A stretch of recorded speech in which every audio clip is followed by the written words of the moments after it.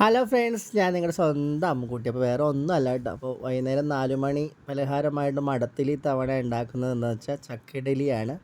വേറെ ഒന്നുമല്ല, അമ്മ കുറേ ചക്ക വിളവിച്ച് തന്നു വിട്ടിട്ടുണ്ടായിരുന്നു. അപ്പോൾ അത് ഞാൻ റവയായിട്ട് മിക്സ് ചെയ്ത് നമ്മുടെ ഇഡ്ഡലി പാത്രത്തിൽ തട്ടി വെച്ചിട്ട് ചൂടായിരുന്നു കേട്ടോ.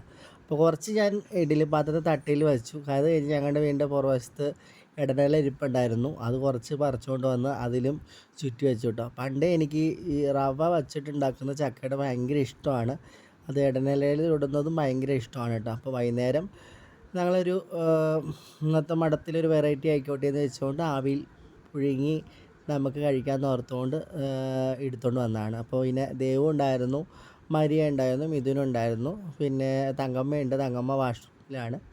അങ്ങനെ നമ്മുടെ ഇഡ്ഡലി ചക്കയുടെ അത് റെഡി ആയിട്ടുണ്ട് കേട്ടോ. അതാണ് ഇഡ്ഡലിത്തട്ടിൽ വെച്ച ചക്കയുടെ. അപ്പോൾ അതിൽ നല്ലൊരു ജീരകമൊക്കെ ഞാൻ ചേർക്കും, കാരണം നെഞ്ചരിച്ചിലൊക്കെ വരാതിരിക്കാൻ വേണ്ടി ജീരകമൊക്കെ ചേർക്കണം.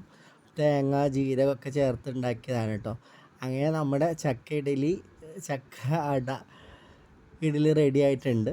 അപ്പോൾ ഇതാണ് നമ്മുടെ അതിൻ്റെ ഒരു ഫൈനൽ ഭാഗമെന്ന് പറയുന്നത്. വളരെയധികം രസമുണ്ടായിരുന്നു. പിന്നെ ശർക്കരപ്പം പോലെയൊക്കെ തോന്നുമെങ്കിലും നല്ല രുചിയും ടേസ്റ്റും ഉള്ളതാണ്. എനിക്കിഷ്ടപ്പെട്ടു. അതിനുശേഷം നമ്മൾ വൈകുന്നേരം കഴിക്കാൻ വേണ്ടിയിട്ട് നമ്മുടെ ദേവും മരിയും എല്ലാവരും കൂടി ഒരുമിച്ചിരുന്നു.